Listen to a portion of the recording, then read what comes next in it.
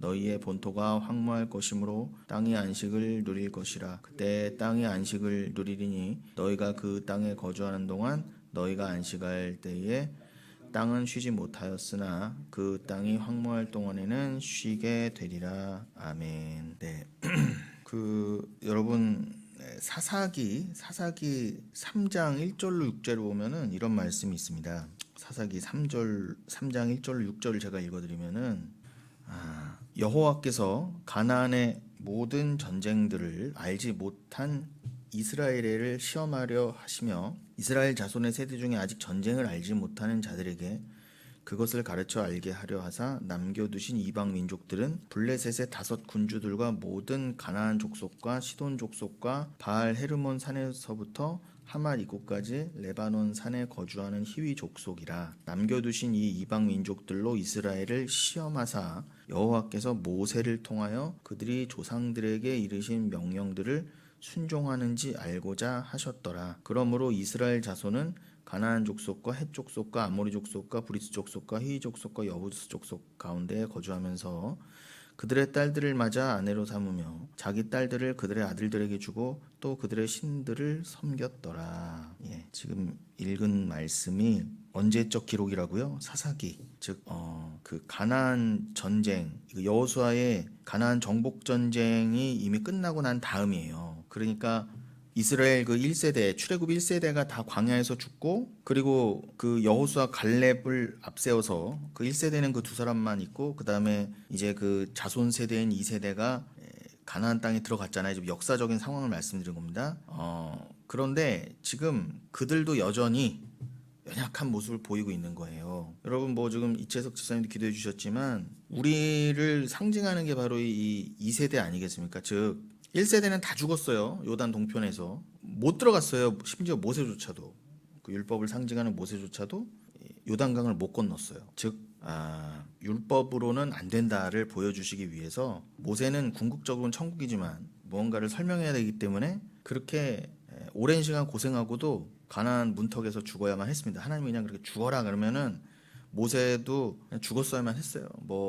뻗대고, 아니 내가 이렇게 고생하고 하나님 일을 도맡아 하고 내가 위대한 종이고 이렇게 봉사를 많이 했는데 어떻게 나를 이렇게 괄세할 수가 있습니까? 그럴 수 없습니다. 불평 불만도 없을 뿐더러 너는 그냥 내가 요단 동편 거기서 가나안 땅 들어가기 직전에 내가 죽이려고 이렇게 만든 거야 라고 하면 모세조차도 아멘하고 죽은 거예요. 그럼 우리라고 무슨 할 말이 있겠습니까? 그런데 기가 막힌 건 뭐라고요? 그렇게 해서 들여보냈잖아요. 그럼 여호수아를 머리로 해서 2세대가 들어갔어요. 그럼 2세대는 1세대가 내 옛사람, 죽어야 할 내 옛사람을 상징한다면 그렇잖아요.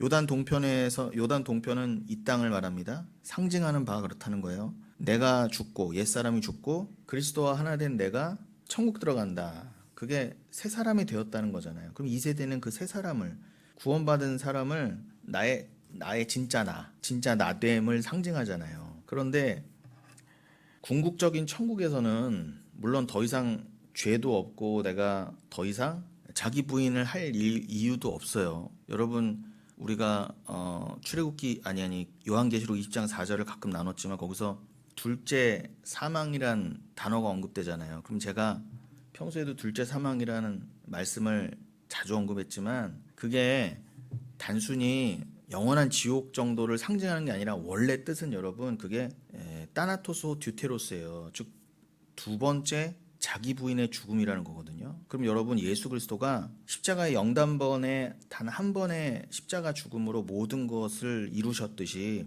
우리도 아직은 이 땅에서 구원을 이루어가는 모습처럼 보이지만 우리의 자기 부인이라고 하는 죽음은 이 인생을 사는 동안 딱 한 번으로 끝나는 거예요. 그래서 히브리서 9장에 보면은 인생은 딱 한 번이라 그러잖아요. 어떤 사람도 그 누구도 인생이 2번 주어지지 않는다. 그것이 정한 이치라고 그러시잖아요.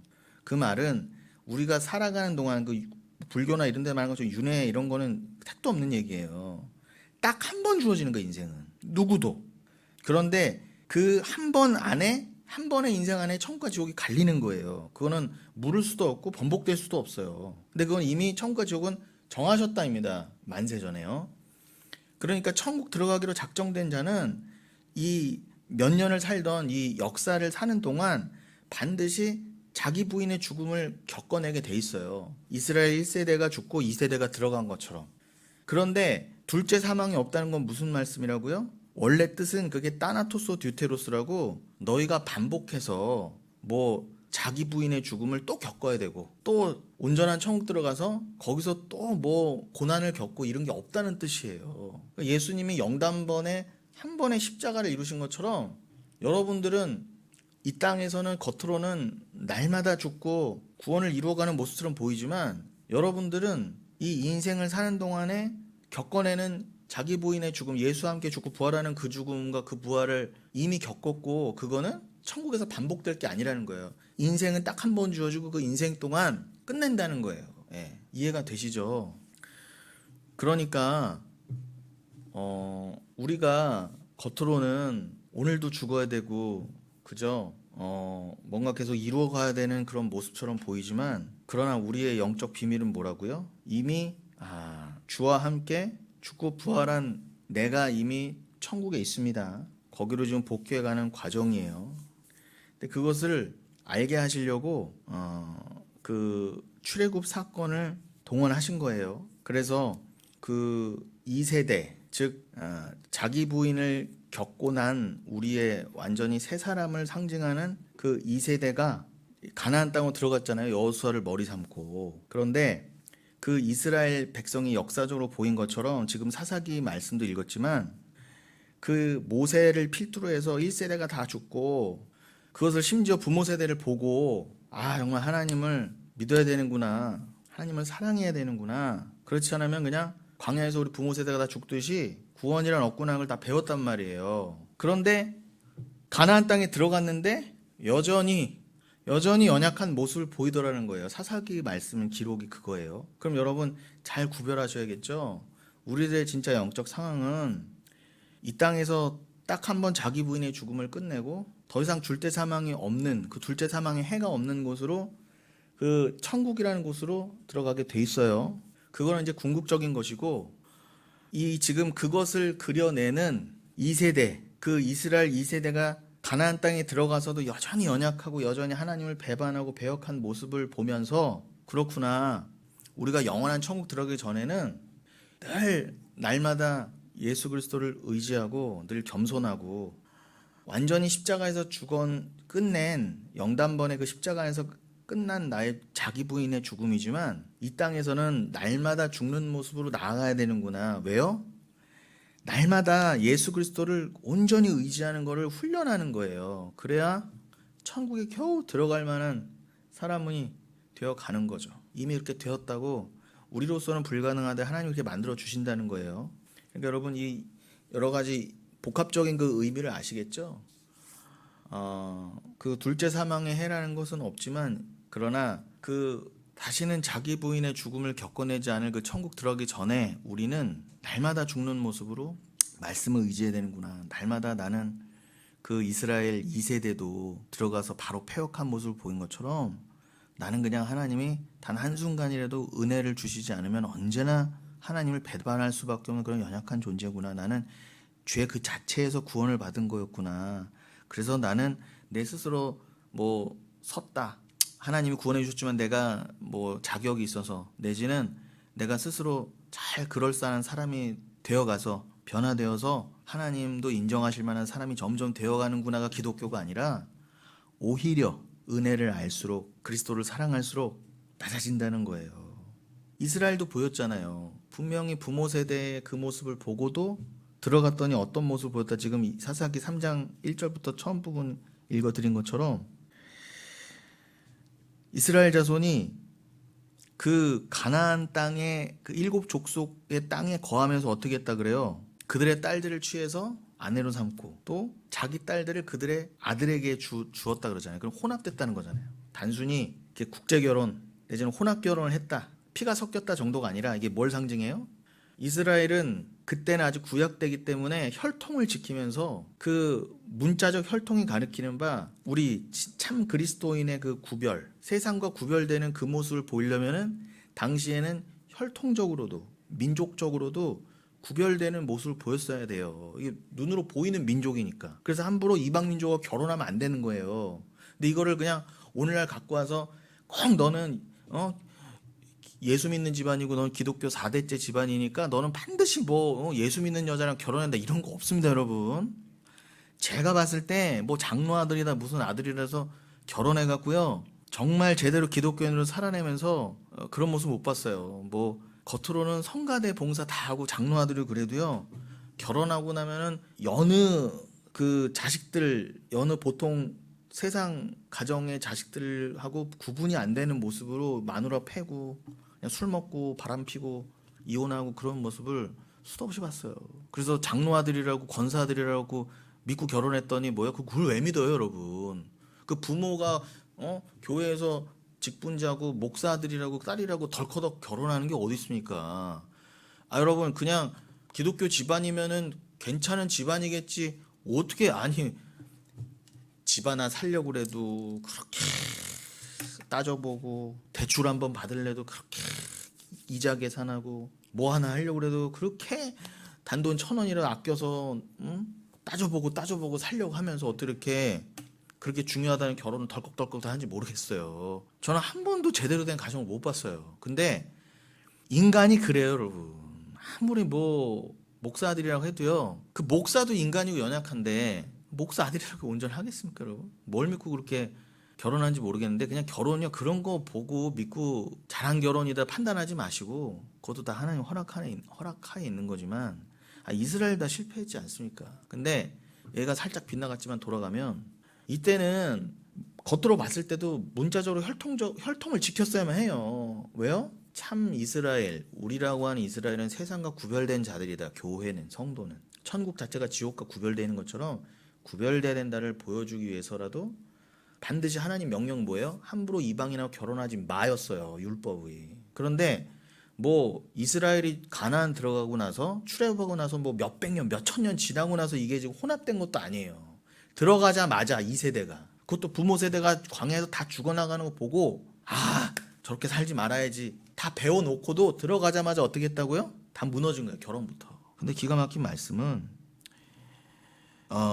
지금 말씀드린 것처럼 조상들이나 그 1세대나 그죠? 그 후손들이나 동일했다. 인간은 다 연약한 죄인으로 드러나더라는 거예요. 이게 중요한 겁니다, 여러분. 그러니까 하나님이 그걸 드러내시려고 일부러 이런 상황을 펼쳐 보이신 거예요. 그런데 이 모든 게 하나님이 예측하신 대로였고 또 하나님이 너희들은 한순간도 내가 그렇게 은혜를 주지 않으면은 이 수준이야를 보여주는 용도로 하나님이 이렇게 조치하신 거라는 거예요. 그걸 믿으세요, 여러분. 하나님이 얘네들은 내가 1세대 부모 세대 다 죽이고 그걸 봤는데 얘네가 설마 나를 내 말씀을 안 지키겠어 안 듣겠어가 아니라 하나님이 당연히 예측하시고 심지어 기대했다 그래요. 그 제 말이 아닙니다. 이게 제가 지금 읽어드린 말씀 안에 다 들어가 있어요. 지금 부모 세대나 그 후손들이나 그러니까 거기 자식 세대를 뭐라고 표현해요? 1절에서는 사사기 3장 1절에서는 가나안 전쟁을 알지 못한 이스라엘이라고 그러잖아요. 근데 하나님 어떻게 하셨다고 그래요? 시험하려 하셨다고 그러잖아요. 그러니까 하나님 다 시험하신 거예요. 니들이 어떤 존재인가를 드러내시려고. 근데 우리가 역사적으로도 다 이미 알잖아요. 부모 세대나 자식 세대나 그 시험에 다 어떻게 했어요? 다 떨어졌잖아요. 그러니까 스스로 하나님이 내준 시험에 합격할 수 있는 사람이 한 명도 없는 거예요. 이 세상에서는. 단 한 명도. 예수 그리스도 외에는. 그래서 하나님께서 이 사사기의 성경의 제목도 그렇게 지으셨지만 예수 그리스도를 예표하는 사사를 늘 계속 개입시키신 거예요. 근데 보세요. 그냥 단순히 한번 하나님이 니네가 어떻게 이방인하고 이렇게 결혼할 수가 있어? 한번 벌 주시면은 거기서 또 정신 차리고 돌아온 게 아니라 좀 지나면 또 패역한 모습을 보이고 그래서 그 12사사를 보내서 하나님이 징책하시고 다스리게 하시고 또 이방 민족들을 하나님 계속 보내셨거든요. 정신 차리라고 그때마다 사사를 보내셔서 구원하셨어요. 그런데도 불구하고 매번 시험에 떨어지더라는 거예요. 그 가톨릭 성경에서는 판관기라고 그러죠. 판관기. 판관이나 저는 판관하면 자꾸 판관 포청전이 생각이 나는데 그 판관 뜻이 저지먼트 그 판단 재판하는 사람이라는 뜻이에요. 근데 단순히 재판 정도가 아니라 당시에는 군사적인 군사 지도자의 역할도 하고 때로는 정치 지도자의 역할도 하고 종교 지도자의 역할도 하고 복합적인 그런 게 사사였단 말입니다. 그러니까 사울 왕이 쓰기 전에 하나님께서 야 너희들에겐 왕이 나야. 왕이 나니까 너에게는 왕이 필요 없다. 그런데 이 인간들이 하나님을 왕으로 생각하지 않고 이스라엘이요 점점 갈수록 자꾸 인간 왕을 원하고 그러니까 너희가 지금 너희의 죄 때문에 이런 상황이 자꾸 벌어지지 않니? 이방 민족이 쳐들어오고 내가 너에게 징벌을 내리고 그럼 또 이스라엘이 막 부르짖어요. 그러면은 사사를 개입시키셔서 매번 구원해 주셔도 이스라엘이 정신을 못 차리는 거예요. 그리고 자꾸 왕이나 달라고 그러고 나중엔 결국 그것도 다 예측하시고 예비하시고 다 계획하신 거지만 사무엘을 통해서 마지막 사사인 사무엘을 통해서 물론 엄밀히는 사무엘의 두 아들도 판관 그 사사로 치지만 그래도 공식적으로는 그냥 사무엘을 마지막 사사로 쳐요. 예, 신학적으로는요. 그 사무엘로 하여금 기름 부어서 사울을 왕으로 세우게 하잖아요. 저들의 소원대로 해줘라. 결국 저들은 왕을 원할 거야. 인간이 왕을 왜 원해요, 여러분? 영웅을 왜 원해요? 예, 하나님 필요 없다는 거예요. 그리고 영웅에 자기를 자꾸 투영시키는 거예요. 그리고 자꾸 흠모할 대상, 우상으로 자꾸 삼는 거죠. 존경하고 싶은 대상이 자꾸 눈에 보여야 되는 거야, 인간에게는요. 따르고 싶은 리더가 있어야 된다니까요. 오죽하면은 모세가 40일 동안 10계명 받으러 율법 받으러 올라갔을 때 뭐까지 섬겼어요? 금송아지까지 섬겼잖아요. 인간은 그 수준입니다. 근데 부모 세대가 그렇으면 자식 세대도 정신 차릴만 한데 동일하다는 거예요. 아니 오히려 더 죄악으로. 이 대한민국에 이렇게 뭐 기독교가 들어왔다 부흥했다 교회가 많이 늘어났다 목사가 많다 했는데 어떻게 영적으로는 계속 더 타락하고 이렇게 나라가 온 세상이 강팍해져 갈까요? 인간은 안 된다는 거예요, 여러분. 그러니까 이 인간과 인간 세상에 희망을 걸지 마세요. 희망을 거는 자 다 죽을 거예요. 인본주의는. 제가 단언합니다. 모든 바퀴벌레는 다 박멸시켜야 되는 것처럼 인본주의는요 단 0.0001%도 안 남게 될 거예요. 어디부터 쳐간다? 인본주의적 교회들부터 쳐간다는 거예요. 자꾸 교회에서 뭐 누가 대단한 사람이 나와야 된다, 부자가 나와야 된다, 뭐 정치 지도자가 나와야 된다, 교회가 세상을 이끌어야 된다, 이런 개소리들을 하는 교회들부터 쳐가실 거라고요. 사사까지 보낸데도 안 되잖아요. 김치면 뭐라고 합니까? 5절에 이스라엘 자손은 우리 지금 성경 지금 읽어드린 개역 개정에서는 3장 5절에 뭐라고 나와 있어요? 그러므로 이스라엘 자손은 가나안 족속과 헷 족속과 아모리 족속과 브리 족속과 히위 족속과 여부스 족속 가운데서 거주하면서 이렇게 돼 있어요. 그러므로 이스라엘 자손이 이렇게 돼 있는데 예전 성경 있잖아요. 개역 성경. 옛날 성경은 그 5절에 뭐라고 돼 있냐면은 이스라엘 자손은 마침내 가나안 사람과 헷 사람과 아모리 사람과 브리 사람과 히위 사람과 여부스 사람 사이에 거하여 그들의 딸들을 취하여 아내를 삼으며 자기 딸들을 그들의 아들에게 주며 또 그들의 신을 섬겼더라 이렇게 돼 있어요. 뭐가 살짝 바뀌었습니다. 지금 읽으신 성경에서는 그러므로 이스라엘 자손은이라고 되는데 옛날 성경 이스라엘 자손은 마침내. 근데 이 부분은 오히려 옛날 성경 번역이 그나마 더 나아요. 마침내. 근데 여러분 근데 마침내라고 읽어도 뭔가 좀 어감이 이상하잖아요. 마침내라고 하면 뭔가 우리는 마침내 뭐가 이루어졌다라고 약간 긍정적인 뭔가 소원이 이루어졌다. 오래 기다렸더니 그런 의미로 많이 쓰이는데 이 개역 성경에 쓰일 때만 해도 이 마침내라는 단어가 여기서는 부정적으로 쓰인 거예요. 뭐예요? 마침내 그렇게 자손 세대도 폐역하더니 결국 어떤 꼴을 보였다? 가나안 족속과 섞여 살면서 오히려 더 구분이 되고 그래 우리는 하나님 백성이지 말씀을 지키고 살아야지가 아니라 지들이 먼저 무너지더라는 거예요. 결혼부터 무너지더라. 그걸 뭐라고 표현하셨다? 마침내. 그럼 여러분 이 마침내는 결국 어떤 의미겠습니까? 요거를 그 히브리어에 찾아보면은 원어 성경에는 우베네라고 돼 있어요. 그럼 우는 접속사고 베네 이거는 남성 복수 연계형입니다. 즉 이걸 직역하면은 그리고 이스라엘의 아들들은 이렇게 되는 거예요. 그리고 이스라엘의 아들들은 그런 일곱 족속 사이에 살면서 그렇게 혼인부터 무너져 갔다.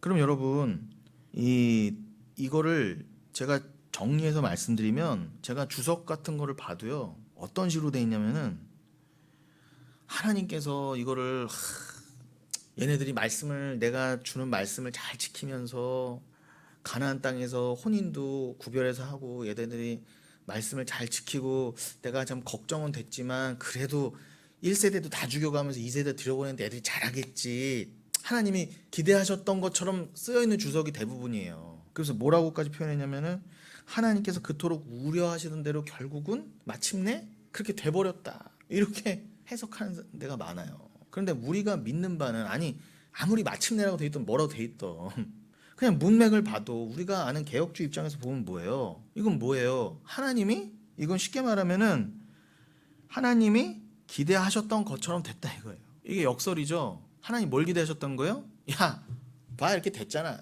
선악과 때처럼 딱 선악과 박아놨더니 다 범했다. 아담부터 범했다. 그래. 내가 그 첫 번째 계명인 선악과를 통해서 죄를 심은 거야. 니들 다 죄인으로 만들어 버리려고. 하나님이 뭐 기대하신 것도 아니에요. 제가 지금 표현을 하다 보니까 우리 수준에 표현하니까 하나님 기대하셨던 것처럼 됐다 이렇게 표현했을 뿐이지만 하나님 뭐예요?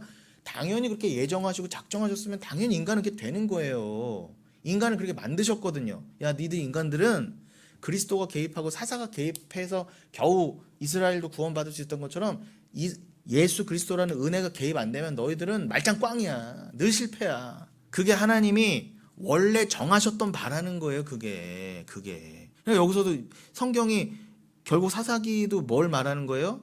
역시 하나님이 그렇게 정하신 것처럼 이스라엘도 그 하나님의 실수 없이 정해진 대로 역시나 지들이 뭐 대단한 존재가 스스로 돼서 돌연변이처럼 하나님이 당연히 죄인으로 만들었는데 막 지들이 죄도 안 짓고 갑자기 윤리도덕도 잘 지키고 야 우리가 제대로 살아야지 하나님 믿는데 이게 아니라 이스라엘부터 그 뭐 2세대 3세대도 아니에요. 바로 뒷세대부터도요 망가지더라. 그러면은 성경의 모든 부분이 창세기의 그 선악과부터 그 이어져 온 맥락이잖아요. 우리 주의를 최근에 본 것처럼 노아는 뭐예요?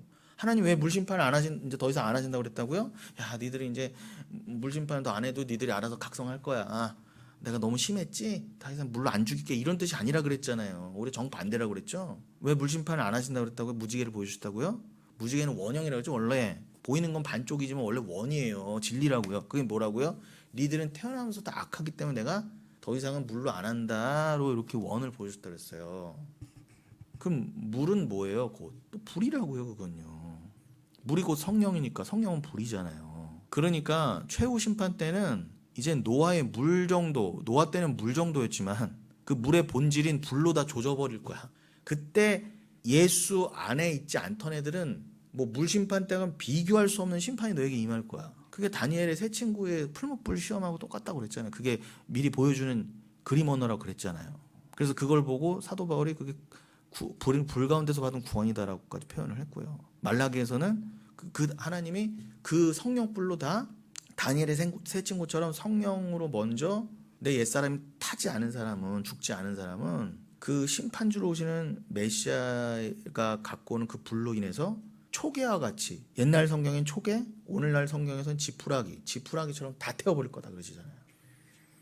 그러니까 사도 바울도 고린도전 3장에서 그때 하나님 다 태우실 때에 남는 거 없다 그러잖아요. 유력에 남는 건 뭐밖에 없다? 그리스도라고는 반석밖에 안 남는다 그러잖아요. 그리스도라는 반석 위에서 그리스도와 함께 성전이 되지 않은 자는 다 타 죽는다는 거예요. 그리고 어떻게 보면은 그 아기돼지 삼형제 얘기도 참 일리가 있어요. 처음에 지푸라기로 집 지었잖아요. 했더니 바람 후 불어도 다 날아가잖아요. 늑대가 기억나시죠? 그 두 번째 막 이제 그 첫째 돼지가 둘째 돼지 집으로 막 도망갔더니 둘째 돼지 집은 나무였나요? 그 늑대가 불을 질렀던가? 아무튼 근데 다 타잖아요, 그것도. 근데 지들은 처음에는 좀 편하게 짓는다고 대충 지으면 되지 뭐. 뭐 늑대가 어떻게 하겠어? 심판이 어떻게 하겠어, 우리를? 그냥 대충 그냥 지푸라기 집 짓고 나무 집 지었다 다 망했잖아요. 그러니까 예수님이 산상수훈에서 7장, 마태복음 7장 산상수훈 마지막에 무슨 말씀으로 끝나요? 집 짓는 비유로 끝나잖아요. 모래 위에 지은 집 얘기로 끝나잖아요. 그래서요. 그러니까 이소부화도 다 진리의 편린들이 들어갔다니까. 그러니까 마지막에 세 번째 돼지가 돌로 만든 집에 다 들어갔더니 거기 살잖아요. 그러니까 여러분 하나님 불심판 댕길 때 남는 자는 예수와 함께 성전된 자밖에 없어요. 어떡하시려고 그래 다들 진짜. 여러분 지금 일본은 대지진이 곧이라고 그 사람들 다 헬멧 뭐 이런 비상용품 랜턴 뭐 비상식량 물 같은 거 라디오 단파 라디오 이런 거 다 법적으로 쟁여놓고 자요 늘. 그리고 잠잘 때 어떻게 해요? 여러분 그거 잘못해서 뭐 무거운 거 떨어지면 머리 맞으면 다 죽잖아요. 그러니까 다 머리맡에는 위험한 거 안 두고 잔다고 그 사람들은요. 언제 지진이 날지 모른다고. 그런데도 거기서 살 수밖에 없어서 사는 거예요 여러분. 어디 도망가고 싶어도 이 운명이려니 하고요. 지금 곧 진짜 옵니다 대지진이요. 원래 역사적으로 주기적으로 있었어요. 대지진이 꼭 지금만 있는 게 아니라. 그럼 뭐야, 하나님이 반복적으로 경고를 하셨다는 거잖아요. 근데도 인간들은 못 알아쳐먹는 거예요. 그렇게 큰 지진을 주기적으로 보내셔도 이게 뭔가 하나님이 계시는구나, 이게 종말에 있을 진짜 심판의 이게 예표구나. 그럼 여러분, 언제 지진이 나도 당장, 여러분 지진이 언제 날지 예측 못해요. 아무리 과학이 발전해도. 그렇게 지진 강국이고 선진국이 일본도 절대 예측을 못해요, 지진을요. 그럼 그냥 운명이려냐고 2011년 아니죠, 2011년 맞죠? 3월 11일 동일본 대지진. 여러분 그날 지진이 날 줄 알고 그 사람들이 아침에 일어나서 기지개 펴고 밥 먹고 출근했을까요? 여러분 그렇게 오는 거예요, 심판은요. 근데 그렇게 지진은 다 대비하면서 언제 죽을지 모르고 지진도 언제 터질지 모르는데, 뭐 대한민국은 안전해요, 여러분? 지진하고 안전하다고? 하나님이 지진이 아닌 뭘로도 대한민국도 훅 날려버리실 수 있으신데, 그러면 여러분 지진은 대비한다 그러면서 지진은 언제 올지 모른다 그러면서 어떻게 하나님의 심판이 곧 임한다는 건 그렇게 관심이 없을까요? 인간이 왜 그렇다? 죄인이어서 그래요. 죄인이어서. 그래서 여러분 다시 돌아가면 결국 이스라엘이 또 하나님을 떠나서 이방신을 섬기면서 그 이방신, 제가 아까 말씀드린 대로 그 금송아지를 하나님이라고 이미 1세대에서 조작하고 왜곡했던 것처럼 2세대도 세대가 바뀌고 거듭돼도 여전히 하나님을 우상의 하나님을 만들어내더라는 거예요. 제대로 된 하나님을 못 만나더라는 거예요.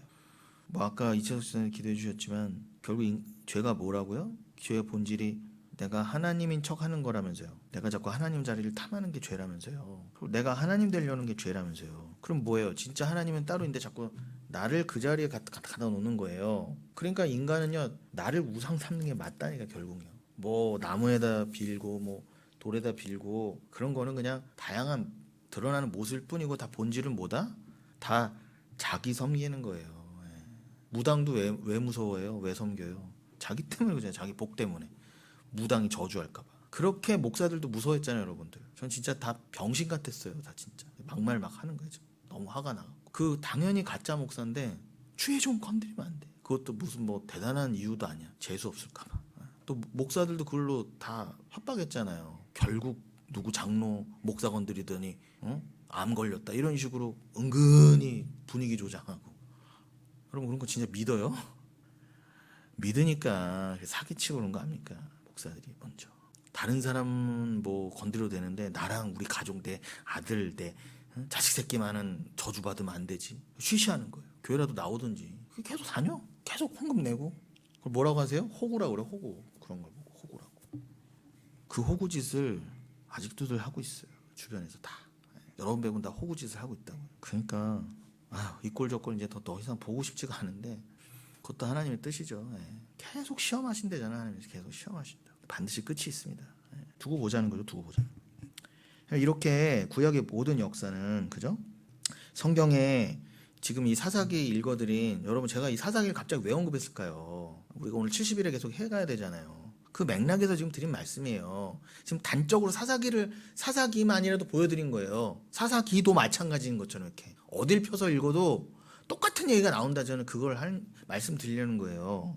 성경에 이 사사기 3장의 이 장면이 단적으로 말해주고 있는 것처럼 구약의 모든 역사는 하나님의 도우심 없이는 단 한 사람도 살아남을 수 없다는 것을 여실히 보여주는 거예요. 성경의 어느 장면을 빼서 읽어도 마찬가지라는 겁니다. 보세요. 이스라엘은 그 시조인 아브라함에서부터 줄곧 어떤 역할을 수행하고 있잖아요. 그게 어떤 역할이에요? 하나님의 법을 스스로 절대 지킬 수 없는 무력한 자들. 은혜가 없으면은, 그리스도가 오시지 않았다면 절대 하나님 앞에 스스로 설 수 없는 자들로 그냥 드러나야만 했어요. 아브라함은 믿음의 조상이고 잘났고, 모세와 다윗은 뭐 달랐겠지. 우리도 본받자가 아니라 그냥 하나님 시키신 대로 그 삶을 그냥 살았던 것 뿐입니다. 그들은 천국 가서는 알았지, 그냥 인생을 살면서도 내가 왜 이렇게 살아야 되나, 백세의 아들은 왜 주셨나, 또 이 아들은 왜 죽이라고 하시나, 백세에 준 아들을 그냥 이러면서 그냥 살았다고요. 노아는요, 왜 120년이나 방주 지으라고 도대체 그냥 산 거예요, 여러분. 자기가 산 것 같지만 그냥 하나님이 살게 하신 거라. 그렇게 심지어 왜 그런 더 단적인 삶을 살게 하셨다? 여러분들 교회가 보고 배우라고. 신약의 교회가. 여러분들이 구약에 태어났어도 여러분 택한 백성은 그렇게 살아셨다는 거예요. 그런데 하나님의 은혜가 어떤 소수의 극소수의 무리에게 임하여서 그들만을 살려내는 게 구원이에요, 여러분. 다 똑같은데. 아브라함부터 다 실패인데. 그러니까 여러분, 하나님의 구원, 그 십자가의 피 앞에서 인간 측에서의 모든 행위는 전부 부정을 당해야 하는 것입니다. 그게 이 땅에서 이미 천국을 사는, 즉 묵시를 사는 성도의 모습이라 그랬죠. 이거가 아주 중요하기 때문에 반복하는 겁니다, 여러분. 뭐 지금만 반복한 게 아니라 늘 설교가 그 반복이지만, 여러분들은 누구시라고요? 이미 천국을 사는, 즉 묵시를 사는, 그게 아주 중요한 거예요. 이미 그러나 아직이라는 개념이. 그거를 이해하지 않으면 70일에는 절대 이해가 될 수가 없거든요. 70일에는 더더욱. 아니, 개념조차도 여러분 생소하고, 여러분 들어본 적도 없으시잖아요, 기존 교회에서. 누가 가끔 언급해도 엉뚱한 소리만 하고, 또 사기치는 쪽으로만 사용했지, 겁주는 용도로나. 저는 제 주변에서 이걸 가지고 설교한 사람 한 명도 못 봤어요, 진짜로. 기존 교회에서도 딱 한 명 있었는데 그 사람도 영 엉뚱한 소리 하더라고. 지금 단순히 뭐 남을 까내리려고 그러고, 뭐 저는 뭐 대단하다, 저는 알고 있다, 그걸 말하려는 게 아니에요. 성경의 근본 원리가 있잖아요.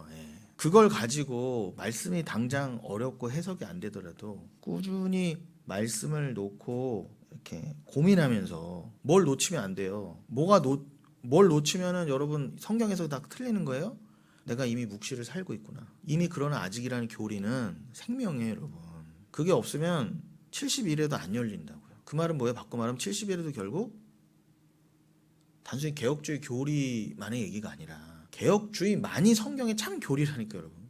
그럼 그 개혁주의 교리를 뒷받침하는 결정적인 말씀이 또 70일의 말씀이라는 거예요.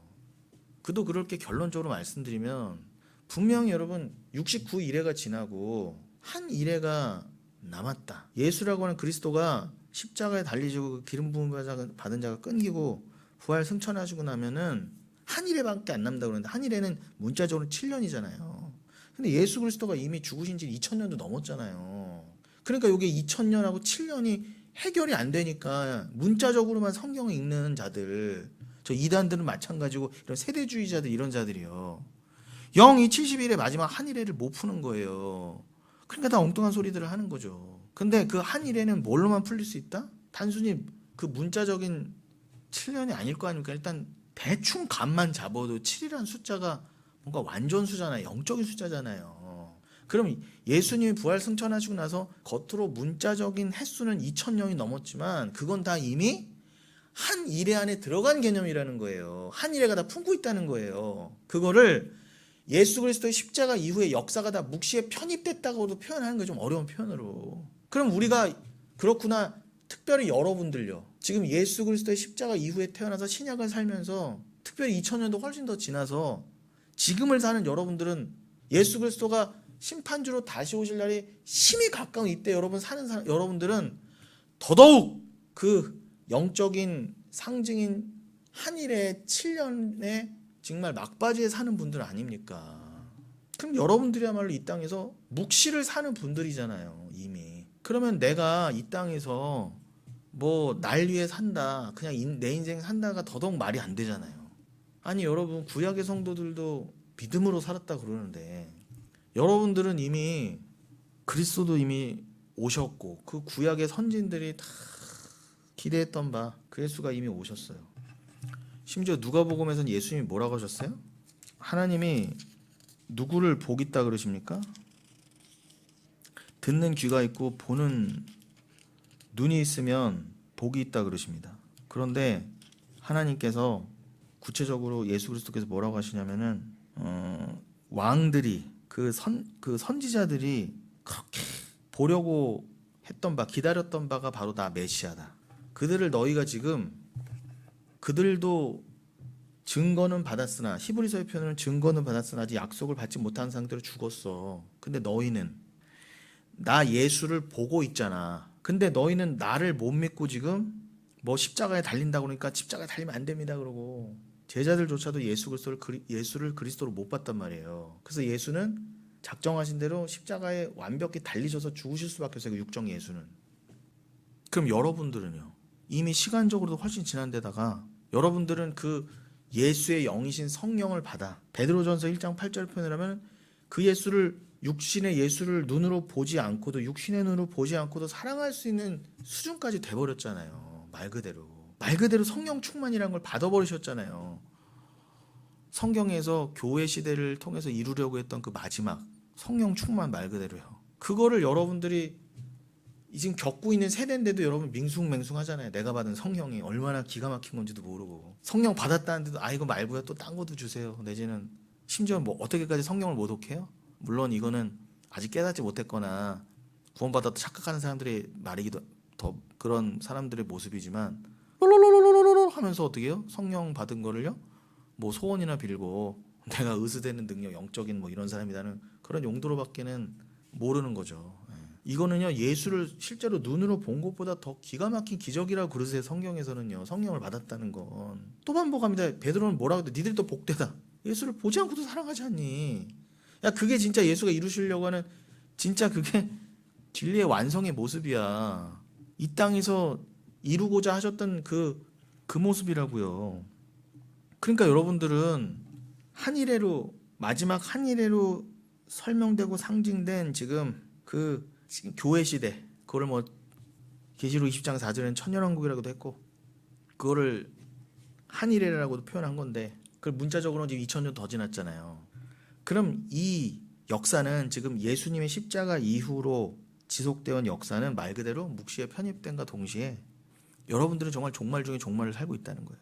여러분들이야말로 성령을 받고 어떤 세대래요? 정말로 묵시를 사는 사람들인 거예요. 이 땅에서. 이 땅에 발붙이고 살지만 이미 그리스도를 모시고 성전을 살면서 이미 천국을 깨닫고 알고 예수를 보지 않고도 성령을 통해 천국을 믿고 세상에 어떤 불의와도 타협하지 않고 불신앙과 타협하지 않고 그게 그 불신앙과 타협하지 않는다는 게 우리 집안은 4대째 기독교 집안이니까 저 이방 같은 저런 무종교나 불교 신자하고 결혼할 수 이런 게 아니라 말씀드렸잖아요. 그건 아무 의미 없다고요. 그게 지킨다고 신앙 정절을 지키는 게 아니라 정말 이 땅에서 살면서 내가 지금 예수님 이후로도 역사 2000년에 지속되면서 뭐 여러 가지 이데올로기가 나오고 제국주의 또 무슨 민주주의 공산주의까지 다 보고 있는 상황이에요. 그런데 이런 것들 다 사그러져 가면서 그렇구나 진짜 영원한 건 하나님 나라밖에 없구나. 그걸 몸소 역사를 통해서 보면서 이 역사는 정말 헛된 거구나를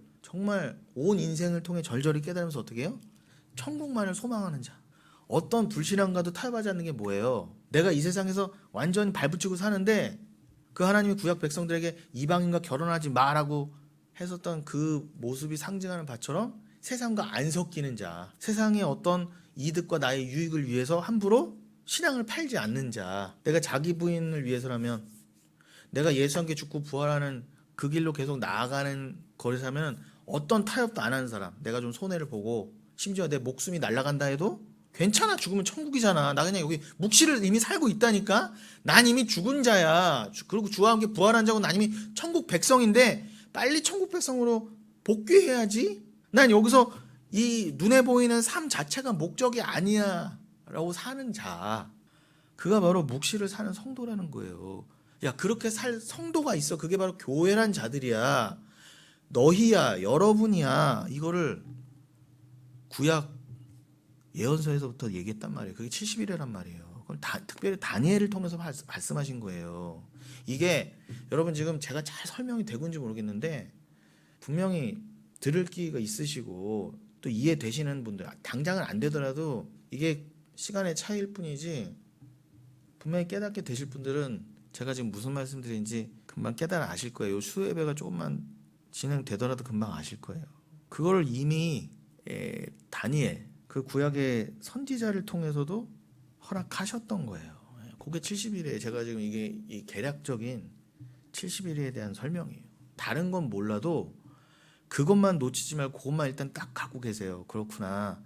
중요한 건 여러분 70일에는 한 일에는 여러분 7을 의미해요. 7을요.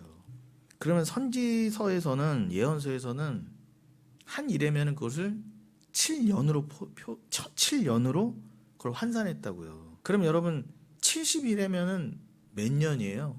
연수로 하면 7년에 70일이니까 70 곱하기 7이면 몇 년이에요? 490년이잖아요. 490년. 그럼 여러분 제가 또 왜 71회를 지금 왜 하는 거예요? 우리가 거의 몇 달 전부터 해왔던 요 근래 수요 예배 중심이 되는 말씀이 뭐였어요? 마태복음 18장 거기서 뭐라고요? 베드로가 주님 제가 몇 번까지 용서하리까 그랬더니 예수님 뭐라고 하셨어요? 야 7번에 70번까지도 용서해라 그러셨잖아요. 그러면 그 산술적으로 몇이었어요? 490번의 용서였잖아요. 근데 그게 딱 490번으로 리미티드 제한되는 게 아닌 것처럼 문자적으로 야 최대한 490번까지 용서해라. 그리고 491번째는 막해라가 아닌 것처럼 지금 490년으로 설명된 70일에는 뭘까? 이게 두 개 분명히 맞물린단 말이에요. 구약의 70일에와 신약의 70번에 7번에 70 말도 제대로 안 나오네. 7에 70번의 용서 이게 같은 개념이란 말이에요. 아니 누구라도 여러분 아무리 성경을 몰라도 이건 딱 봐도 맞잖아요. 이거는요 여러분. 그러니까 말씀드린 대로 490번의 용서가 문자적인 490번이 아니라 그 안에 분명히 영적인 의미가 있는데 그 영적인 의미를 잘 깨닫기 위해서 제가 지금 굳이 70일을 갖고 온 거예요. 나 지금 왜 이러고 있나. 저도 그냥 490번의 용서 설명하면 되는데 저도 지금 괜히 건드리는 거 아닌가. 그냥 그래도 수요 때도 말씀드렸는데 저는 이 70일에까지 우리 교회가 나누면 우리 교회는 어느 정도 이제 다 나누는 거라고 또 생각도 들고. 근데 여러분 저도 처음엔 어려웠어요. 왜냐면 누가 이렇게 제대로 가르쳐준 사람이 없었거든. 그냥 막 주석 찾아보고 뭐 이런 거 또 이렇게 막 시원하게 해놓은 것도 없어요. 근데 계속 반복해서 보다 보니까 중요한 건 딱 하나예요. 말씀드린 것처럼 성경에는 하나의 원리가 있잖아요. 이미 그런 아직이라고요. 제가 단연간에 그걸 한 거를 지금 하나로 딱 하면 뭐예요? 마지막 예수 그리스도가 죽고 부활하시고 난 다음 그게 한 일이에요. 그 이후 역사가 한 일회로 설명되고 있는 거예요. 7일에야 62일에가 지는 69일에까지가 예수 그리스도가 딱 오셨을 때가 69일에까지라고요. 그런데 예수님이 지금 산술적으로는 역사적으로는 예수님이 죽고 부활하신 지 2000년도 훨씬 더 지났는데 71회로 따지면 뭐예요? 한 일에만 남은 거잖아요. 한 일에는 7년이잖아요. 그럼 이게 단순히 490이라는 숫자가 490번의 용서의 말씀과 같이 단순히 490년이 아니구나가 감으로라도 오잖아요. 그럼 마지막 7이라고는 한 일에 이게 7인데 이 숫자 안에 엄청난 의미가 있구나. 지금 우리가 살고 있는 역사를 포함해서 예수님 이후에 2000년 역사가 여기에다 편입되고 이게 다 싹 이게 포함되는 개념이구나. 그래서 우리 여러분이라고 하는 이 종말 중에 종말을 사는 여러분들, 더더욱 여러분들은 이게 지금 사는 게 그냥 사는 게 아니구나 말 그대로. 내 인생 사는 거나 그냥 뭐 예수님 죽고 부활하신 지 그냥 2000년 지났지 정도의 의미가 아니구나. 예수님 언제 오시나 왜 이렇게 안 오시지 정도가 아니구나. 그냥 하늘 보고 예수님 언제 오시지 이거는 이미 끝난 신앙이구나. 그건 가짜 신앙이구나. 나는 언제 죽어도 천국이고 이미 나는 천국 묵시를 사는 사람이고 이 땅을 사는데 모든 걸 묵시의 관점으로 보고 있구나. 나는 크로노스를 살고 있지만 카이로스의 관점으로 모든 걸 보고 있구나. 그거 아시면 된다는 거예요. 그게 진짜 중요한 거라고 제가 지금 엑기스만 먼저 전달해 드리는 거예요. 이게 사실은 결론이거든요. 근데 제 설교의 특성상 이 결론이 나려면 한참 시간이 지나야 되지만 이걸 먼저 던져드리고 또 귀납적으로 가보자는 거예요. 지금만큼은 먼저 연역적으로 던져드리고 이게 맞습니다. 제가 아무리 봐도 성경 이게 맞습니다. 전체 성경을 봐도 이게 맞아요. 여러분 그러니까 믿고 따라오세요. 한번 풀어드리면은 다시 제가 처음에 던져드린 그 결론은 날 거예요. 제가 지금 그 말씀 드리는 거예요. 개괄적으로. 제가 너무 설명 어렵게 하나? 저는 지금 굉장히 쉽게 풀어서 말씀드린다고 생각하고 있는데. 자, 그래서 덧붙여서 자 지금 제가 뭘 중요하다고 말씀드렸어요? 내가 사는 역사를 포함해서 내가 지금 하나님의 계획 가운데 예수님의 십자가와 부활승천 이후에 성령을 받은 자로서 성령과 동행하면서 이게 곧 예수와 동행하는 거고 이미 천국을 사는 거나라고 증거하는 그 히브리서 11장에서 믿음의 선진들이 대망했던 그 모습. 이 메시아가 오고 나면 그런 백성들이 생긴대 라고 그냥 그 믿음만 그냥 갖고 죽었어요. 그들은요. 다윗도 모세도 아브라함도 언젠가는 그 메시아가 오셔서 우리가 증언한 것을 우리가 받은 약속을 성취되는 신약의 백성들이 있을 거야. 교회라고 하는. 그들을 통해서 우리가 증거한 바가 이루어지는 게 계속 예언이 돼 있어. 우리는 그 예언만 받고 가지만 우리 천국 가서 확인해 보자 하고 갔단 말이에요. 근데 그들이 천국에서 뭐라고요? 맞네. 교회 보니까 맞네 그게. 저들은 벌써 저기서 내려가서 천국을 저렇게 교회로 살고 있네. 천년왕국을. 그 얘기가 히브리서 마지막 11장 마지막이에요. 읽어드릴게요. 제가 지금 중요한 거를 말씀드렸으니까 여러분들이 이해가 안 되시면 자꾸 반복해 들으시면서 성경을 번갈아 가면서 보시면서 제 설교를 들으세요. 히브리서 11장 마지막에 뭐라고 했다고요? 39절 40절. 이 사람들은 다 믿음의 선진들입니다. 제가 말씀드린 것처럼 그 아브라함이나 모세나 이런 다윗, 이 사람들은 다 믿음으로 말미암아 증거를 받았으나 약속된 것을 받지 못하였으니 이는 하나님 우리를 위하여 더 좋은 것을 예배하셨은즉 우리가 아니면 그들로 온전함을 이루지 못하게 하려 하심이라. 그럼 그들이 온전함을 어떻게 입었다는 거예요? 이미 묵시를 사는 여러분들의 인생을 통해 그 믿음의 선진들이 그렇게 그리스도와 신약의 백성들이 올 길을 예비했던 게 맞는 인생이었구나. 그들이 이미 천국에서 위로를 받고 확증을 받았지만 히브리서에서도 반복해서 말씀하신 게 뭐라고요?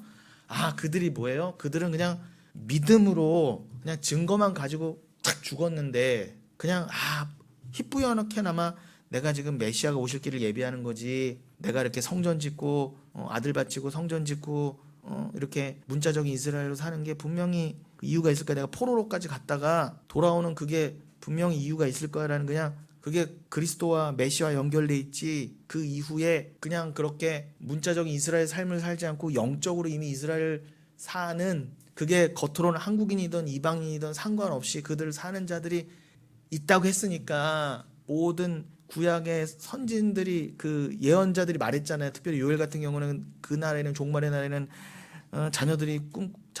아버지가 꿈을 꾸고 자녀들이 환상을 보면서 남종과 여종 이방인 남녀노소 빈부귀천 상관없이 택한 자들은 그냥 성령을 때려 부어 주시는 그거를 봤다고요. 믿었다고요. 근데 그때는 실제가 아니었잖아요. 이스라엘에게만 해당되는 말씀이었는데 그때는 진짜 이스라엘. 겉모습은 흑인이든 유대인이든 헬라인이든 한국인이든 상관없이 택한 백성에게는 쫙 성령을 주시는. 근데 그들이 천국에서는 진짜 참 이스라엘인데 여기서는 그냥 겉의 모습이 한국인이든 뭐든 이렇게 와서 사는 거야라는 걸 그냥 받았다고요. 예언으로.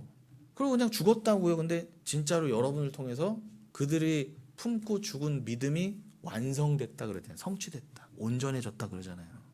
여러분들 덕분에. 그러니까 하나님이 구약의 백성과 구약의 12지파 신약의 12 사도로 대표된 12 신약과 구약의 백성을 이렇게 딱 짝을 맞춰 넣으셨던 거예요. 이게 역사적으로는 지나야 이게 딱 증거되는 거지만 이미 하늘에서 완성된 24시라고요. 그래서 계시록 5장에 24장로가 있는 거예요.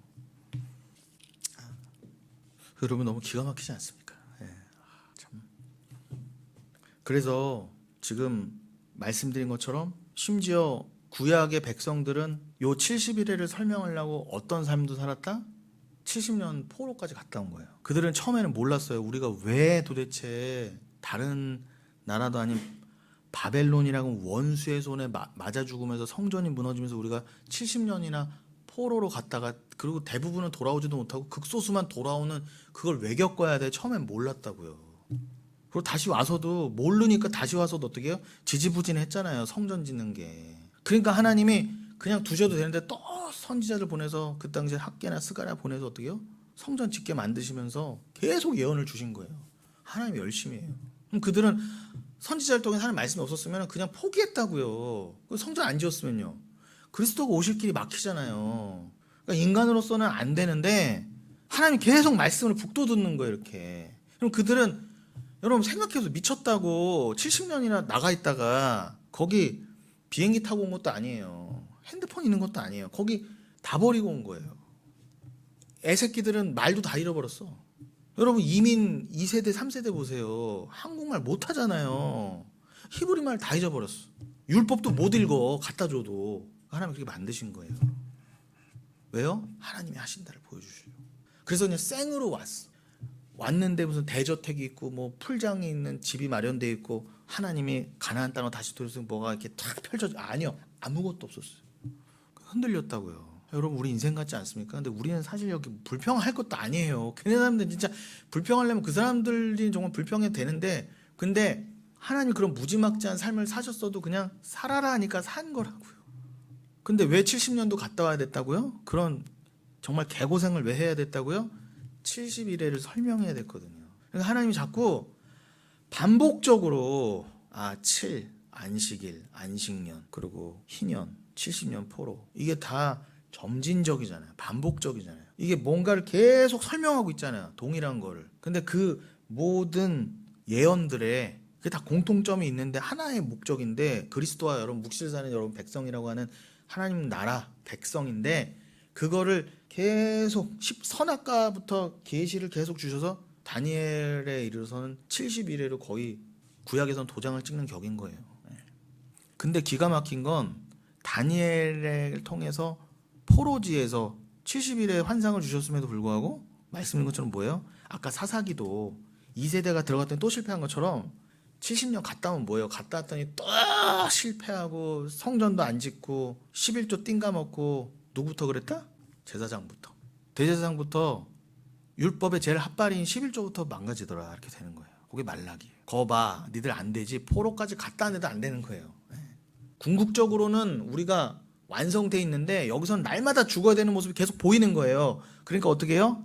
그래서 그 예수가 온 거야. 70일의 예언의 중심이지. 그래서 말라기 직후에 복음서가 쫙 열리는 거예요. 니들은 봐라, 암흑이야. 아무것도 아니야. 니들 절대 안 돼. 율법으로 안 돼. 그래서 예수가 한다. 그래서 복음서가 말라기 직후에 딱 열리는 거예요. 심지어는 그 말라기와 복음서 사이는 400년의 또 암흑기가 있었잖아요. 중간기라고도 하고요. 근데 하나님의 시간은 하루가 1000년 같고 1000년이 하루 같죠. 400년은 아무 의미 없어요. 아유, 그 400년을 사는 그 백성들은 뭔 죄예요? 이거 하나님이 하실 바고요. 여러분들이 지금 태어나신 거나 감사하세요. 그냥 은혜로 사는 거예요, 여러분. 저도 이거를 단연간에 한 거를 여러분한테 지금 뭐 여러분이 얼마나 이해하실지 모르지만 그냥 던져드리는 게, 그럼 저는 난 이렇게 고생해서 깨달았는데 여러분 여기 있는 분들은 그냥 내가 그냥 한두 시간에 하는 걸로 그냥 탁 전달해드리네. 그럼 제가 속상해, 억울해 이럴 거예요? 그건 아니잖아요.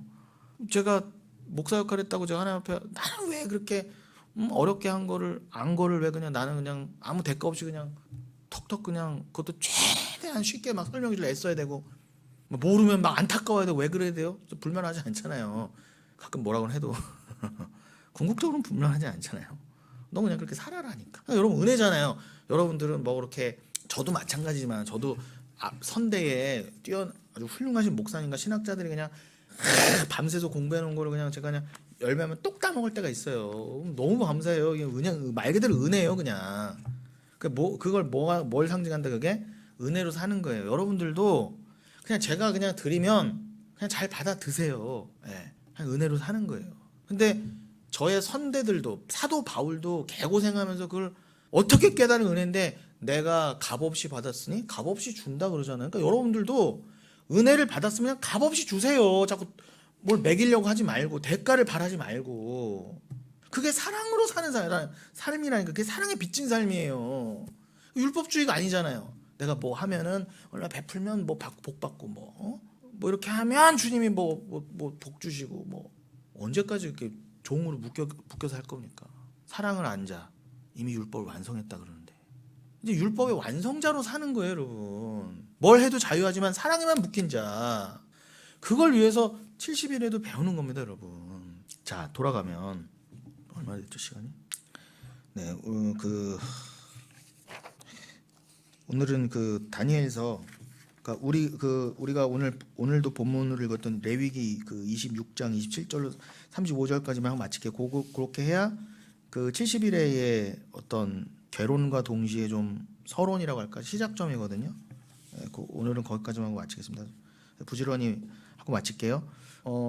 좀 전에 말씀드린 것처럼 이 70일에는 먼저는 7이 딱 떠오르잖아요. 7이 들어가 있잖아요. 그럼 이게 심상치가 않구나. 이게 그럼 우리가 앞으로 배워야 될 방이 뭐라고 이미 결론도 말씀드리고 개괄적으로 말씀드렸지만, 구체적으로 이게 어떻게 창세기의 그 7번째 날 안식일, 그 창조의 수 7과 관계를 갖고 있고, 어떻게 이게 안식일과 안식년, 또 희년, 이게 또 70년 포로, 이런 것들이 어떻게 다 하나로 연결되고 이게 다 포함되는 개념일까? 어떻게 연관이 있는 것일까?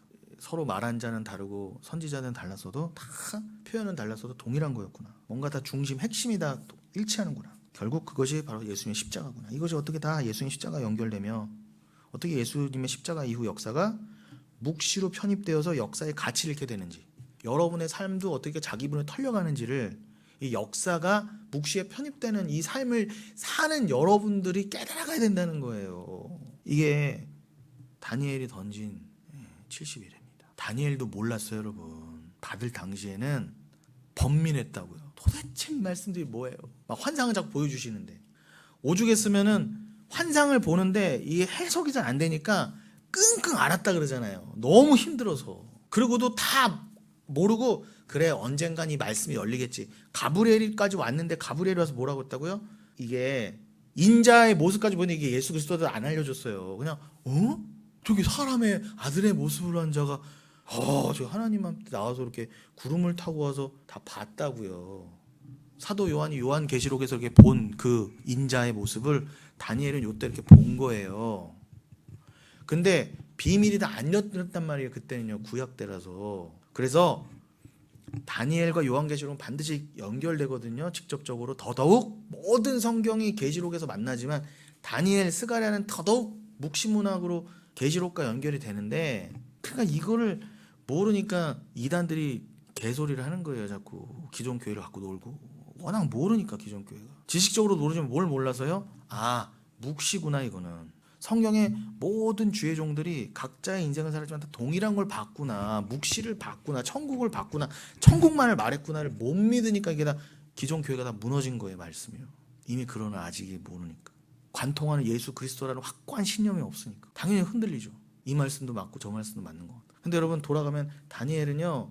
번민했다고요. 막 죽을 거 말씀 받고 죽는 줄 알았다니까. 너무 힘들으니까 와서 하나님 위로해 주시고 천사 와서 위로해 주고. 근데 다니엘아 어쩌겠니? 하나님이 너 이렇게 살게 하신 거 너 여기까지만 알고 네 말씀을 잘 봉함해 놔라. 그게 때가 되면 열릴 거야. 그래서 언제 확 열려요? 요한계시록도 확 열리잖아요, 다. 근데 요한계시록이 지나고도 쓰여지고도 지금 몇 년이 지났다? 2000년이 지났다. 그럼 여러분 요한계시록 이후의 삶이 쉽게 말하면 그 이후 삶 다 말씀이 완성되고 난 이후의 역사잖아요. 그건 편입됐다고요. 다 편입된다고요. 그 말씀의 완성됐어요. 여러분 더 이상. 그래서 제가 뭐 개인적인 꿈 뭐 이런 거 여러분이 꿈꾼다고 성경으로 돼요? 안 되잖아요. 그러니까 제가 꿈 얘기하지 마시라는 거예요. 다 개꿈이에요. 개꿈. 헛거 보여요, 여러분. 여러분 심신이 소약하면은 헛거 보이는 거 자꾸. 그거 궁금하다고 어디 찾아다니지 마세요. 특히 목사한테. 그거 딱 잡아먹기 좋은 거예요, 여러분. 사기 쳐먹기. 차라리 무당한테 가세요. 편입됐다고 여러분. 요한계시록 이후로는 말씀이 안 나오잖아요. 그럼 다니엘서에서 천사가 가브리엘이 봉함하라. 그거 때가 되면 하나님이 종말의 때 열을 줄 거야. 그럼 계시록 때 다 열렸다 하면 계시록 때가 이미 종말이 완성됐다는 거잖아요, 여러분. 말씀이 완성됐다가 종말이 완성됐다잖아요. 그러면 우리는 예수님 이후 요한계시록 완성되고 나서 2000년을 더 살고 있는 우리는요. 종말 중에 종말이라는 그래서요. 이미 말씀이 완성됐고 이미 다 결판 났다고요. 근데 여러분들 이 땅을 살고 있잖아요. 그럼 여러분 다 계시록까지 받고 사는 사람이잖아요. 성경을 전부 다 받고 모르는 게 문제지. 받았으면은 이미 여러분은 이미 여기 사람이 아니라는 거예요. 좀 그걸 말하고 싶은 거예요. 근데 우리는 연약한 게 뭐예요? 여기 사람이 아닌 걸 알면서도 어떻게 해요? 수시로 넘어져요. 어떻게 넘어져요? 가장 세상적인 모습이 드러나요. 자꾸. 가장 귀한 걸 받아놨는데도 조금만 시련이 오고 세상적인 유혹이 오면은 언제든지 벗어던질 수 있을 것 같아. 막 내팽개칠 수 있을 것 같아. 나도 나를 못 믿겠어. 근데 주님이 시험하셨다 그러잖아. 아까 사사기에서도 그렇고 자꾸 시험하신다. 왜 시험하세요? 뭘 보이시려고. 그리고 하나님이 승리한다. 반드시 승리할 자는 하나님이 승리하게 하신다. 주가 하신다를 드러내시기 위해서는 여러분 자꾸 흔들리게 하시는 거예요. 그러나 믿으십시오. 결국 말씀이잖아요. 그래서 여러분 자 땅을 잘 이해하셔야 돼요. 70일에를 이해하시려면 제가 지금 결론부터 말씀했지만 시작은 땅을 잘 이해하셔야 돼요. 땅. 그래서 아까 제가 가나안 땅 먼저 얘기한 거예요. 사사기를 통해서.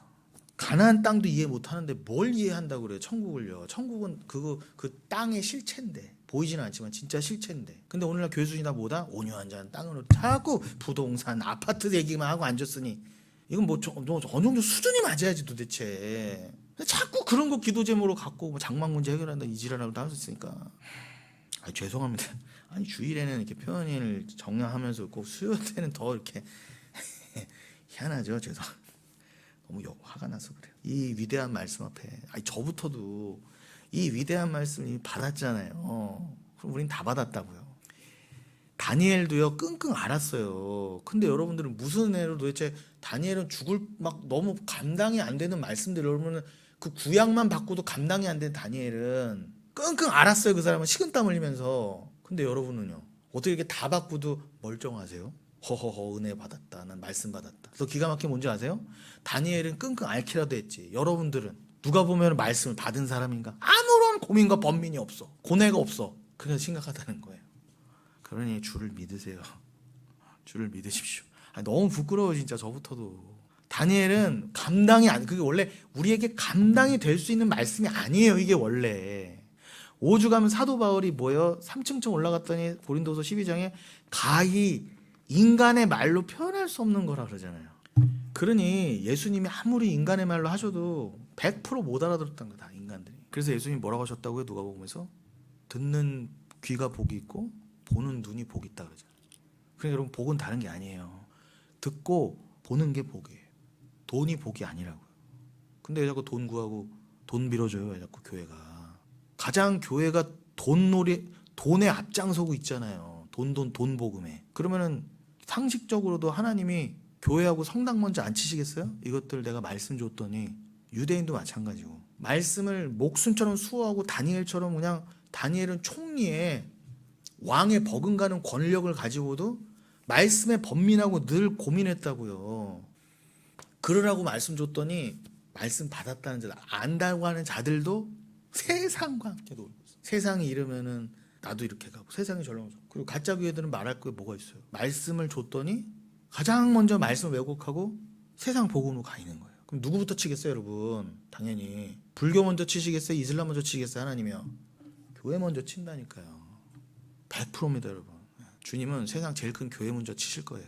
제가 장담합니다 진짜로. 그러니까 세상 제일 큰 교회라고 자랑하지 마세요. 차라리 둘째 셋째 되는 게 떨어지는 게 그나마. 그래서 예수님이 그러신 거예요.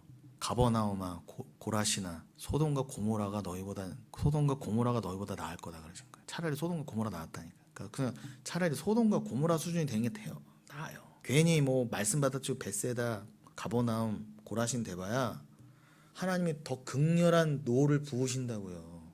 소돔과 고모라는 유황 불못에 죽어나간 곳이잖아요. 근데 거기가 나을 정도면 차라리 둘째 셋째 교회가 낫다니까 정말로. 그래서 이 구원이란 땅의 회복인데 여러분 구원이라는 것은 땅의 회복이라고도 표현할 수 있어요. 그 회복될 땅은 당연히 약속을 품은 땅, 즉 약속의 땅이에요. 천국이죠. 그런데 그 약속이 어떤 약속인가 하면 예수 그리스도의 피를 부어 죽어있던 자들을 살려내심으로 말미암아 그들을 하나님이 거하실 수 있는 거룩하고 흠없는 하나님의 처소로 만들어내는 창세전 언약. 그러니까 이게 천국의 본질이라는 거예요, 여러분. 단순히 어디 뭐 빨리 가면은 뭐가 이렇게 거대한 그럴싸한 곳이 있는 게 아니라 천국의 본질은 뭐라고요? 우리요. 고린도전서 3장 6장에 말한 것처럼 하나님이 거하실 만한 처소, 성령이 거하실 만한 처소. 우리가 죄인이어도 어떻게 성령이매요. 우주보다 크신 성령이. 근데 그 만드신대잖아요, 그렇게. 그게 천국이고 그러한 자들이 모인 곳이 또 천국이라는 거예요, 제 말은요. 그게 하나님 나라. 그러니까 본질은 뭐예요? 천국 약속의 언약의 본질은 그리스도의 피를 부어서 안 되던 자들을 거룩하고 흠없는 성전으로 만들어내겠다. 하나님 거하실 만한. 그래서 영원히 동행하겠다. 그게 계시록에도 나오잖아요. 이미 다 받았다니까 우리는요. 이거 같은 말을 언제까지 반복해야 돼. 그래서 결국 요한계시록에서 창세기에 그 죽은 흙들이 하나님의 신부인 거룩한 성세 예루살렘, 새하늘과 새 땅, 하나님 나라가 되는 것으로 성경이 끝나는 거예요. 그래서 죽은 흙과 거룩한 성세 예루살렘, 그 교회죠. 거룩한 성세 예루살렘 사이에는 예수님의 십자가만 보여야 돼요. 그래서 그게 묵시로 편입됐다는 거예요. 십자가만 보이니까. 십자가에 다 편입돼 버렸잖아. 십자가 쭉 다 빨아들였잖아요. 역사를요. 그런데 십자가 역사를 다 빨아들였는데 무슨 자꾸 인본주의를 말하냐고요. 그 사이에 들어가려고 하는 인간의 행위, 업적, 공로 전부 다 말씀드린 다 불살라질 거예요. 하나님이 다 진노에 불분할 때 그런 인간의 공적들은 다 불탈 거라고요. 두고 보세요. 진짜 두고 보세요. 근데 이걸 안 들어요. 지진은 온다는 건 들어도. 하나님은 그렇게 인간들의 역사 끝나는 지점까지를 뭘로 정해주셨다? 뭘로 설명하셨다? 70일에. 그래서 다니엘서 9장 1절로 2절 또 24절로 27절 읽어드리면 어차피 다음 시간 또 할 거니까 제가 빨리 읽어드릴게요. 일단 끝내야 되니까 9장 1절로 2절 메대 족속 아하수레의 아들 다리오가 갈대아 나라 왕으로 세움을 받던 첫 때에 곧 그 통치 원년에 나 다니엘이 책을 통해 여호와께서 말씀으로 선지자 예레미야에게 알려주신 그 연수를 깨달았나니 곧 예루살렘이 황폐함이 70년 만에 그치리라 하신 것이니라. 그래서 70년 포로 기간 나오죠. 그래서 70년 포로 기간과 70일에가 맞닿아 있는 거예요. 그래서 그 9장 처음 시작에 70년 포로 예레미야를 통해서도 예레미야 어디입니까? 25장 11절이나 29장 10절에도 분명히 말씀하셨다고. 예레미야 때부터도 70년 포로 갔다 온다. 안 믿었잖아요. 그때 대제사장부터가. 그런데 그 70년이 다니엘 때 비밀이 열렸으니 뭐라고요? 70년 포로가 뭔가 더 거대한 예언과 설명과 연결돼 있구나, 직결돼 있구나. 그걸 다니엘서 9장이 딱 보여주는 거야. 다니엘서 9장 처음이 70년 시작해서 포로 시작해서 다니엘서 9장 뒷부분이 뭘로 끝나요? 71회로 끝나잖아요. 그래서 이거는 70년 포로와 71회는 하나예요, 하나. 그래서 9장 마지막 부분이 뭐예요? 24절로 27절 읽어드리면 내 백성과 내 거룩한 성을 위하여 이른 이래를 70일에 나오죠. 이른 이래를 기한으로 정하였다니 콧물이 그치며 죄가 끝나며 죄악이 용서되며 영원한 의가 드러나며 환상과 예언이 응하며 또 지극히 거룩한 이가 기름 부음을 받으리라.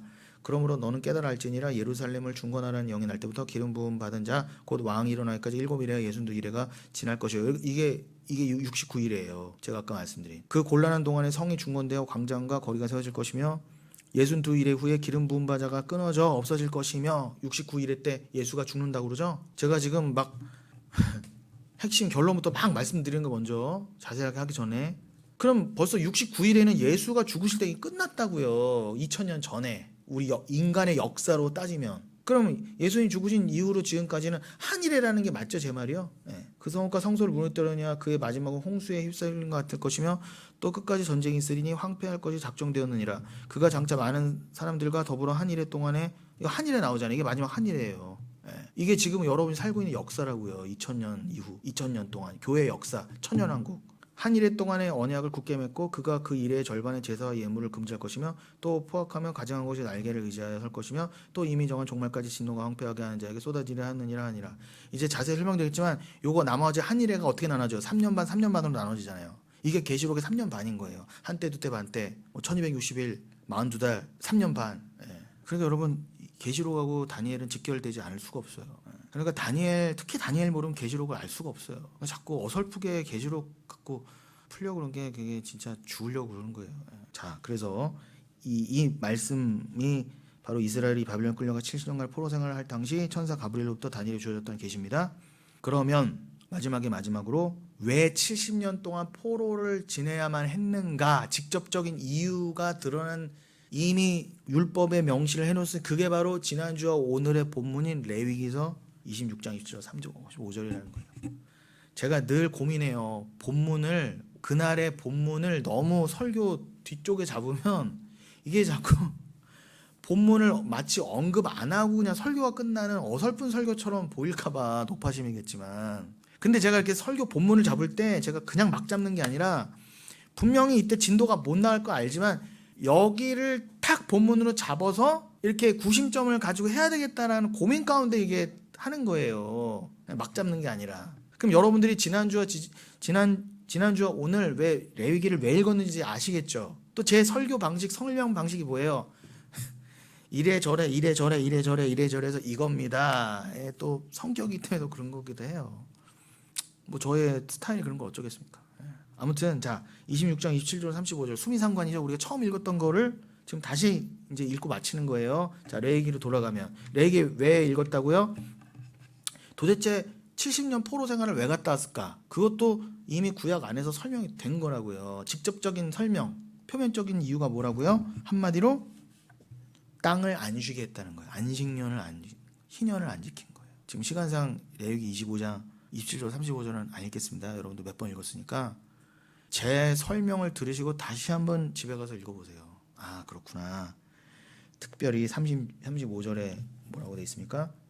너희가 그 땅에 거주하는 동안, 그 땅이 어디예요? 지금 70년 포로로 따지면 그 땅이 어디예요? 너희가 레위기에 뭐라고 이미 예언해놨어요? 율법에 너희가 하나님 말씀 청종하지 않고 땅을 안 쉬게 하면은 니들이 원수의 나라에 포로로 끌려갈 거야.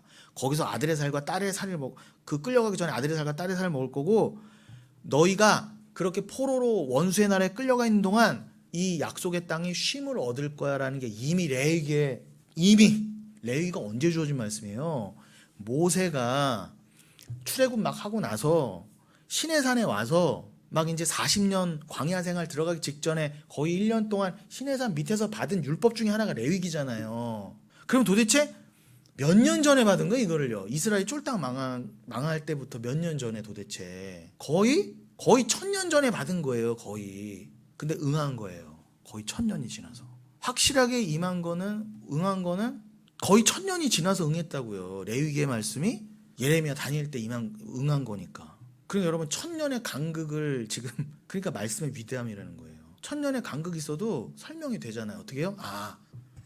이미 모세를 통해서 하나님이 그렇게 심판의 말씀을 두셨는데 이 율법은 우리의 죄를 드러내는 거잖아요. 그러니까 인간은 절대로 못 지키는구나가 드러나잖아요. 1000년이 지났는데도 이스라엘도 못 지켜서 어떻게 해요? 다 죽어나간 거잖아요. 이게 지금 말 그대로 응했잖아요. 땅을 안 쉬게 하고 희년도 안 지키고 분명 유대인이 50년째 희년이 되면은 다 노예된 자 풀어주고 집문서 땅문서 다 돌려주고 당보 잡힌 거 다 풀어주라고 했는데 안 지킨 거예요. 쉬운 율법만 지키고 율법 지킨다 합시고 나 11조 내고 그 11조도 다 엉뚱한 거 내면서 나 좀 사랑 좀 합니다. 이웃 사랑합니다. 뭐 그따위 소리나 하면서 나 유대인이네 율법 지키네 했는데 제일 중요한 율법부터 안 지킨 거예요. 그러니까 인간은 율법을 지킬 수 없다를 이미 드러내셨던 거예요. 레위기를 통해서.